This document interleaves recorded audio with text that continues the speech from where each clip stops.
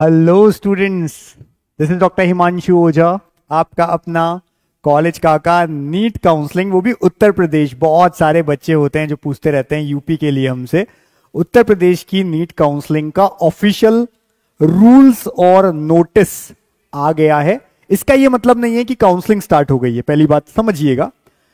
इसका ये मतलब है कि ये नया नोटिस और रूल्स आए हैं। रूल्स जो इस बार फॉलो हो रहे हैं वो पिछले जैसे ही हैं, पहली बात तो। फिर भी मैं आपको एक्सप्लेन कर देता हूं सभी रूल्स को और बता देता हूं कि ये कहां से आया है। सबसे पहले चैनल को सब्सक्राइब रखिए जिससे कुछ मिस ना करें।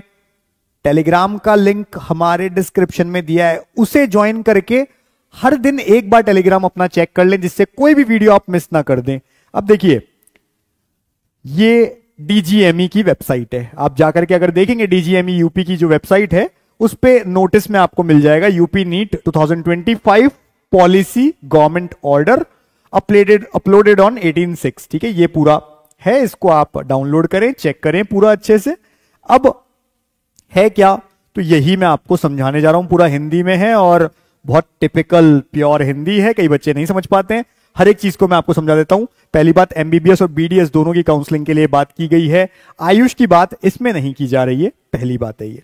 दूसरी बात ये है कि जो बच्चे यहां पर पार्टिसिपेट करेंगे इस काउंसलिंग में और यूपी के थ्रू जो जाएंगे वो होंगे कि या तो उन्होंने यूपी से डोमिसाइल ले रखा हो, यानी यूपी का डोमिसाइल उनके पास हो, या फिर उन्होंने 10-12 दोनों यूपी से किया हो। वो बच्चे गवर्नमेंट कॉलेज ले सकते हैं यूपी में इस काउंसलिंग से। अदर स्टेट वाले बच्चों को यूपी में अगर गवर्नमेंट कॉलेज चाहिए तो फिर एमसीसी ऑल इंडिया काउंसलिंग है, ये बात ध्यान रखें।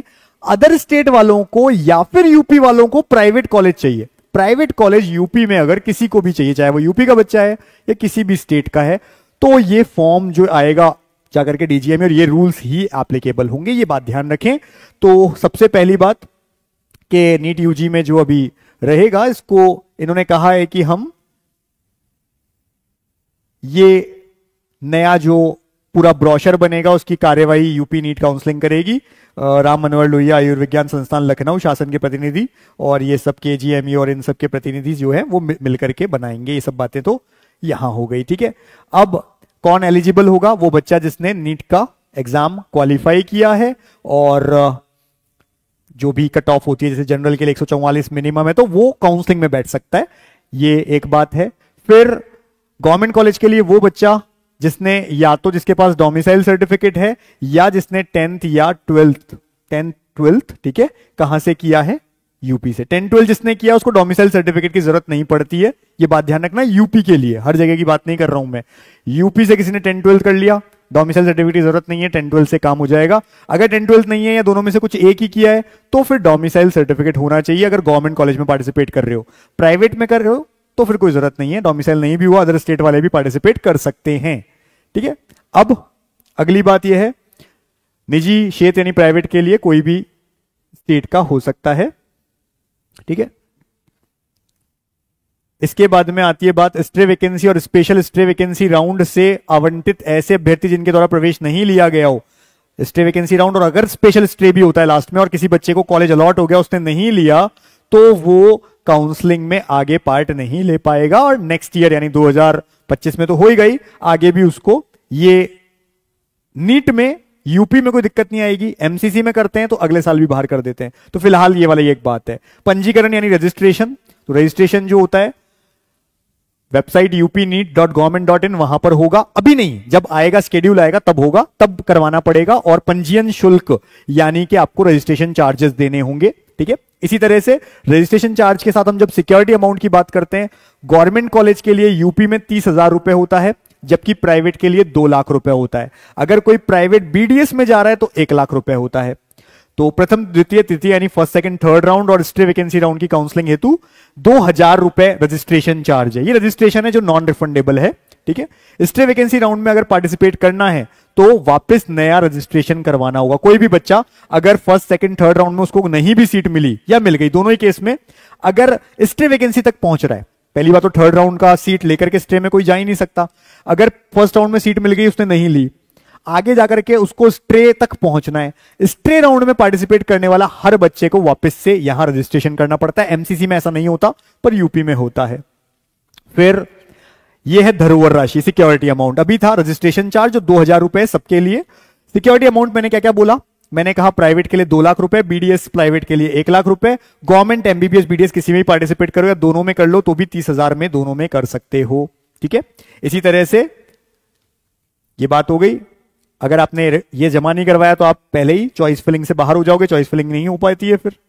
इसके बाद में देखो एक बात आती है अभिलेखों का सत्यापन, यानी जब आप रजिस्ट्रेशन करते हैं तो आपने जो डॉक्यूमेंट्स प्रोवाइड किए हैं क्या वो सही हैं, उनका कौन वेरिफिकेशन करेगा, तो उसके लिए नोडल ऑफिसेस बने होते हैं। अब इसका यह मतलब नहीं है कि आप रजिस्ट्रेशन करेंगे तो आपको सारे डॉक्यूमेंट ले जाकर के सबमिट करने या दिखाने हैं नोडल ऑफिस में, नहीं, ऐसा नहीं होता है। नोडल ऑफिस में जो आप रजिस्ट्रेशन कर रहे हैं, आपने जो कंप्यूटर में काम किया है वो सारा का सारा अपने आप पहुंच जाता है कहां पर, नोडल ऑफिस के पास, और वहां से वो ऑनलाइन ही उसे ओके कर देते हैं और आपके पास में रिसिप्ट आ जाती है कि आपका रजिस्ट्रेशन ओके है, आपके डॉक्यूमेंट वेरीफाइड है। किसी केस में किसी बच्चे के साथ ऐसा ना हो या कोई दिक्कत हो जाए तो उसे ऑफलाइन जाने की जरूरत पड़ती है, बट ऐसी जरूरत आती नहीं है। फोन पे करके भी आप फोन पे बात करके उनसे कह सकते हो कि अगर आपका डिले हो गया है, कोई दिक्कत आ रही है, रिजेक्ट हो गया, रिजेक्ट होने पे भी आप बात कर सकते हो और ठीक डॉक्यूमेंट लगा सकते हो। तो ऑफलाइन नहीं जाना होता है। ऑफलाइन कब जाना है, जब आपको कॉलेज अलॉट हो गया उसके बाद ऑफलाइन जाकर के डॉक्यूमेंट और फीस सबमिट करनी है, जो भी नोडल आपको ऑफिस मिलता है। गवर्नमेंट कॉलेजेस में अधिकतर जो कॉलेज आपको अलॉट होता है उसी में जाना होता है। प्राइवेट कॉलेजेस के लिए कोई नोडल बना होता है जहां आपको जाना होता है। ठीक है, अब 2 चीजें, एक तो आरक्षण से संबंधित प्रमाण पत्र, देखो क्या क्या चीजें चाहिए होती हैं उस समय, 10-12 की मार्कशीट, इसके अलावा किसी का अगर रिजर्वेशन है तो OBC, SC, ST, EWS, ex serviceman, army, NCC, freedom fighter, PWD. कई बार आप देखते होंगे कुछ कैटेगरी होती है, जैसे ये लिखा है बीसीएनसी, इसका मतलब ओबीसी विथ एनसीसी सर्टिफिकेट।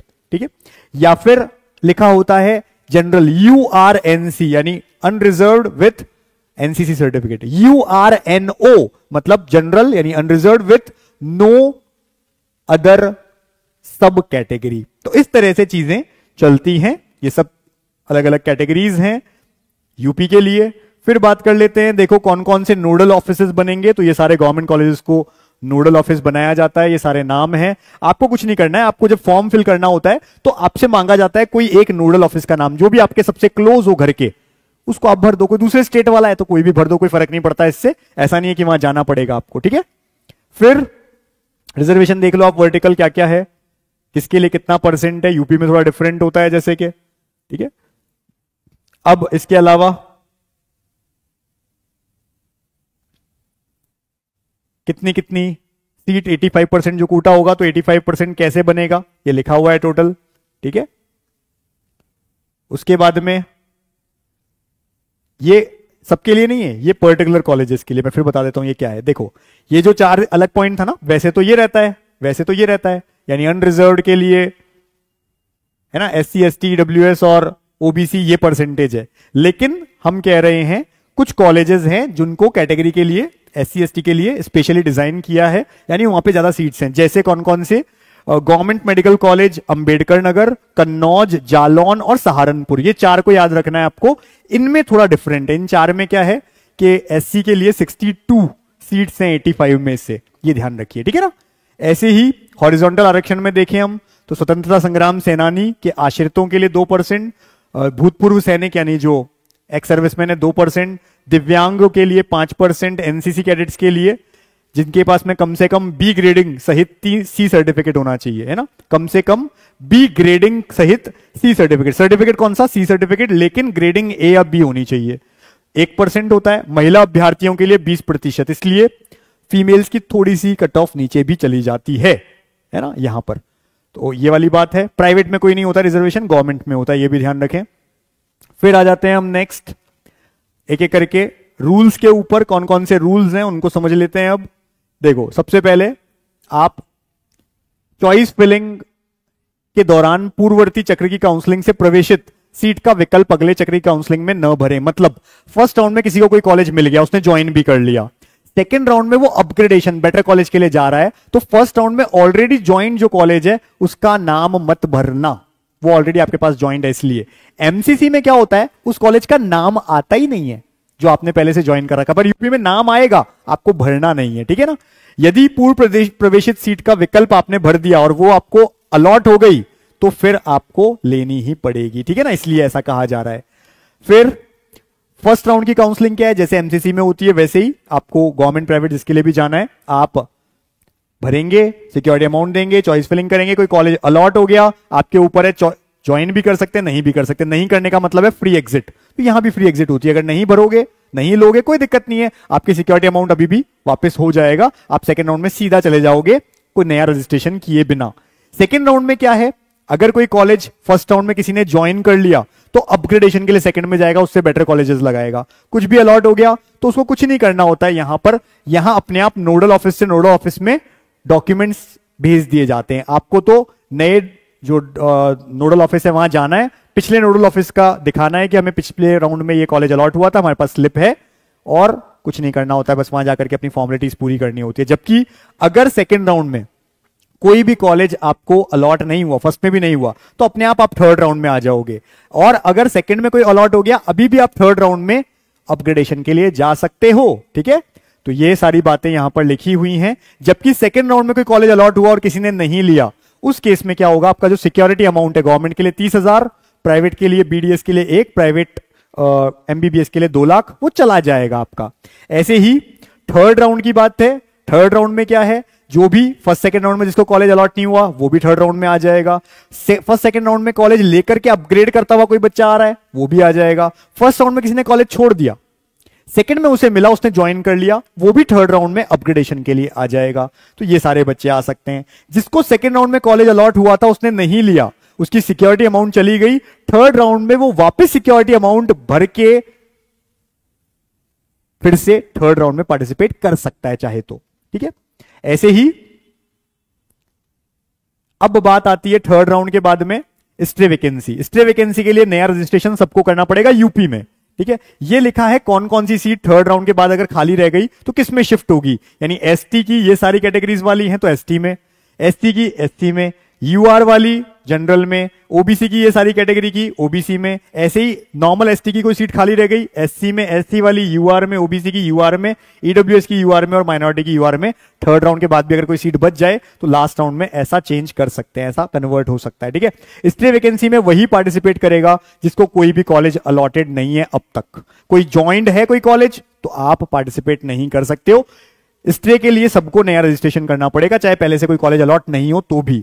तो स्टे वैकेंसी राउंड हेतु वही अभ्यर्थी अर्ह होंगे, इसका मतलब है एलिजिबल होंगे, जिन्हें यूपी नीट यूजी 2025 के किसी भी चक्र की काउंसलिंग से कोई भी सीट आवंटित नहीं हुई हो, जिसको कोई भी कॉलेज अलॉट नहीं हुआ हो।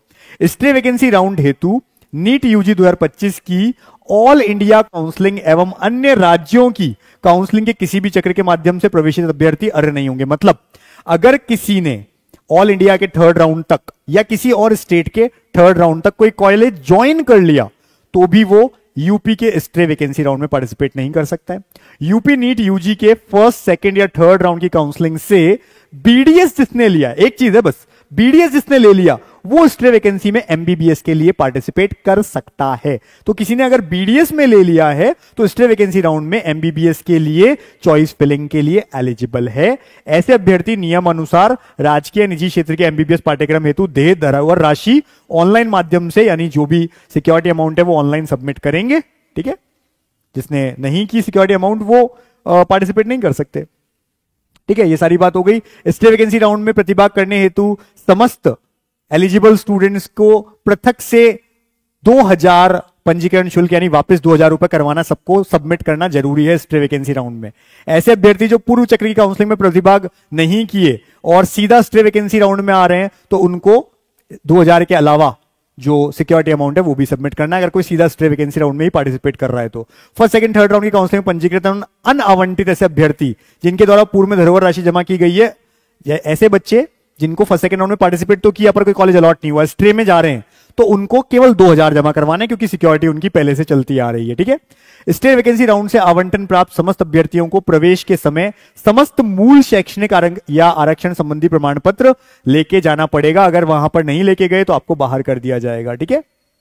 तो वो तो क्लियर सी बात है। यदि कोई अभ्यर्थी स्टे वैकेंसी राउंड से आवंटन के पश्चात, अब कोई बच्चा है जिसको स्टे वैकेंसी राउंड में भी कॉलेज मिल गया पर उसने कॉलेज ज्वाइन नहीं किया। ठीक है, तो ऐसे अभ्यर्थी की जमा धरोहर राशि जब्त कर ली जाएगी तथा यूपी नीट यूजी काउंसलिंग 26-27 के लिए प्रतिबंधित कर दिया जाएगा। क्लियर कट लिख दिया, जैसा एमसीसी बोलता है। अगले साल भी आपको पार्टिसिपेट नहीं करने देंगे अगर स्टे वैकेंसी राउंड में कोई कॉलेज अलॉट हो गया और आपने ज्वाइन नहीं किया तो। क्लियर कट लिख दिया ये बात, ठीक है ना। प्रवेश प्रक्रिया जैसे हमने बताई आपको कि आपको कोई भी कॉलेज अलॉट होता है तो उस कॉलेज अलॉट होने के साथ आपका एक अलॉटमेंट लेटर आता है इनकी वेबसाइट पे। वो अलॉटमेंट लेटर आपको निकालना है, उसमें लिखा होगा एक नोडल ऑफिस कि आपको यहां जाना है। जो आपने फॉर्म में भरा वो नोडल ऑफिस नहीं, वो तो केवल आपके डॉक्यूमेंट्स के लिए था। वो हो गई बात। जब कॉलेज अलॉट होता है किसी भी राउंड में तो एक अलॉटमेंट लेटर आता है, उस लेटर में लिखा है कि कौन सा नोडल ऑफिस है, वहां आपको जाना है सारे डॉक्यूमेंट्स और फर्स्ट ईयर की फीस लेकर के। नॉर्मली यूपी में क्या होता है, जो प्राइवेट कॉलेजेस हैं उनके लिए तो देखो आपको जो ट्यूशन फी होती है उसका डीडी बनवाना होता है, डीजीएमई के नाम से। बैंक में जाना है, वहां जाकर के बताना है कि हमको इस नाम से डीडी बनाना है इतने रुपए का, वो बना के दे देते हैं। अगर गवर्नमेंट कॉलेज है तो बहुत सारे गवर्नमेंट कॉलेज क्या करते हैं, उस समय जो आपका ऑनलाइन ट्रांसफर है उसको भी ले लेते हैं, कुछ तो कैश भी ले लेते हैं। लेकिन प्राइवेट में ऐसा नहीं होता है, तो वो आप ऐसा कर सकते हैं कि अपने नोडल ऑफिस में जाएं, साथ में अपनी चेकबुक लेकर के जाएं और अपने पास में वहां पर पहुंच जाए। अगर वो चेकबुक से नहीं ले रहे हैं, मतलब और ऑनलाइन पेमेंट से नहीं ले रहे हैं, या तो ऑनलाइन पेमेंट से ले लेंगे, नहीं लेंगे तो आप वो चेकबुक लेकर के बैंक जाओ और वहां से डीडी बनवा करके सबमिट कर दो। ठीक है, तो ये सब चीजों को यहां पर लिखा गया है। प्रवेश प्रक्रिया कैसे क्या रहेगी वो सारी बातें मैंने आपको ऑलरेडी बता दी है। ठीक है, तो ये सब आपका यूपी नीट की वेबसाइट पे चलेगा, जिसका अभी तक शेड्यूल नहीं आया है। वो पहले एमसीसी का रिलीज होगा और जनरली जुलाई एंड या अगस्त फर्स्ट वीक में होगा, उससे पहले नहीं होगा। ठीक है ना, तो ये सब चीजों को ध्यान रखें हम। अब त्याग पत्र की बात है।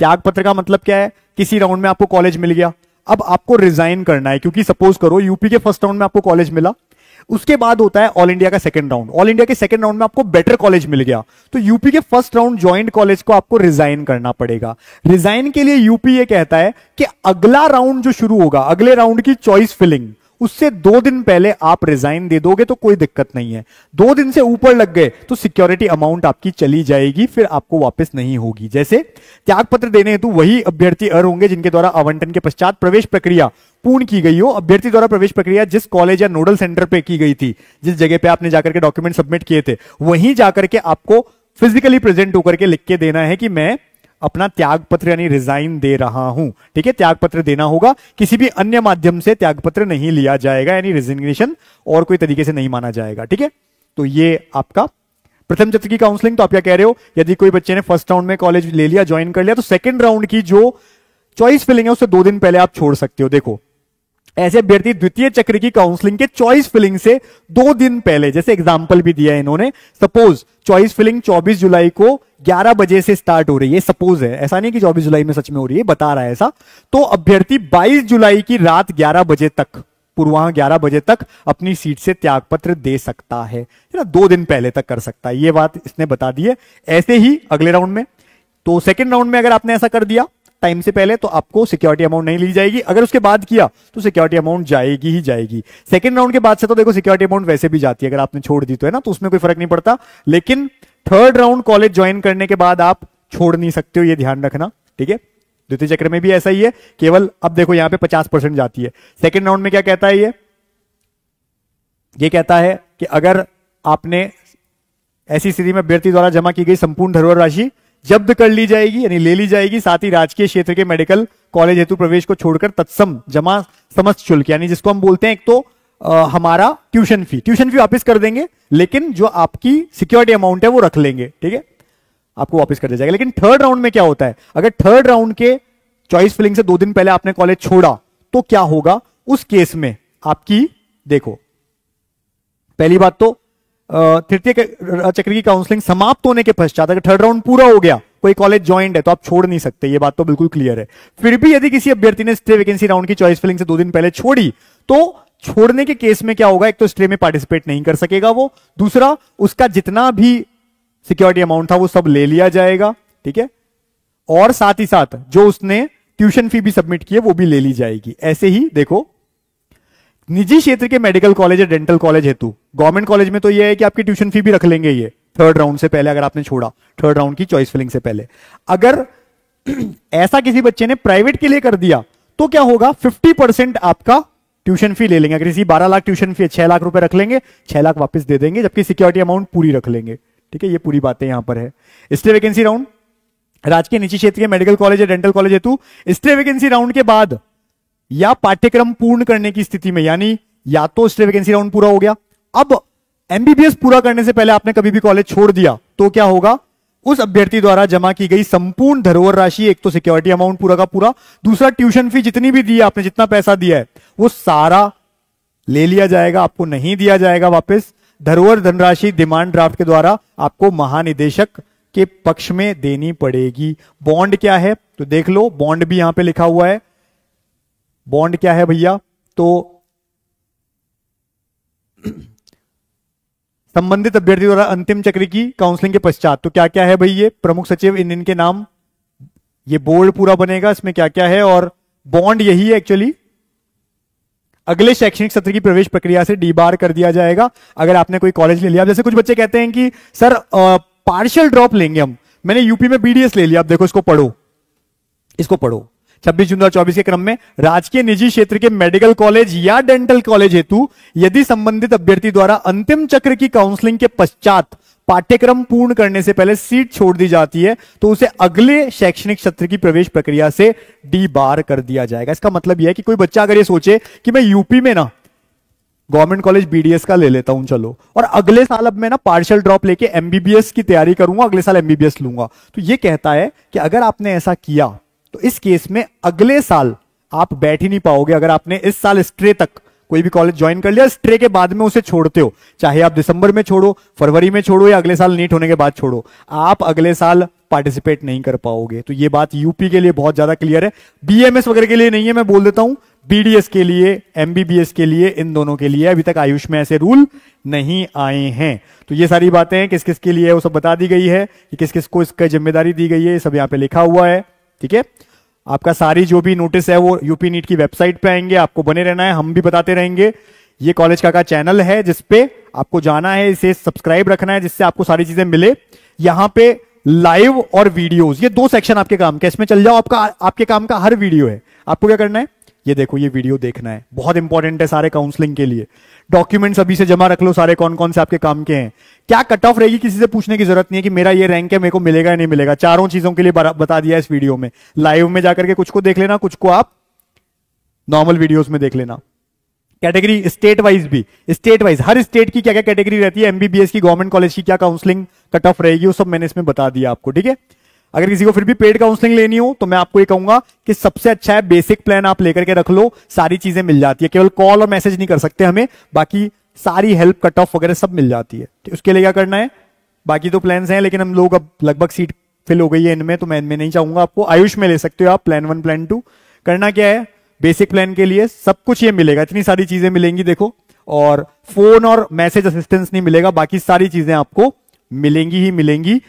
यही सब चीजें प्रो और प्रो मैक्स में भी मिलती है, लेकिन वहां फोन और मैसेज भी आप कर सकते हैं। करना क्या होता है, नीट काका जेई ऐप डाउनलोड करना होता है, टॉप कोर्सेज में जाना है, नीट काउंसलिंग में जाना है और प्लान परचेस कर लेना है। फिर भी किसी बच्चे को, इतनी सारी चीजें हैं देखो, फिर भी किसी बच्चे को कम फीस में पढ़ना है, 25 लाख के अंदर रहना खाना पढ़ना, ये नंबर ले लो और इस पे कॉल करो, मैसेज करो, पूछ लो हमारी अब्रॉड काका टीम से। तो अब्रॉड काका एक अलग चैनल भी है, पहले साल केवल 5 लाख फीस और हर साल की फीस ही आपको देनी होती है। ठीक है, मैंने आपको आपकी क्वेरीज क्या है पर्टिकुलर वो भी एक बार देख लेता हूं।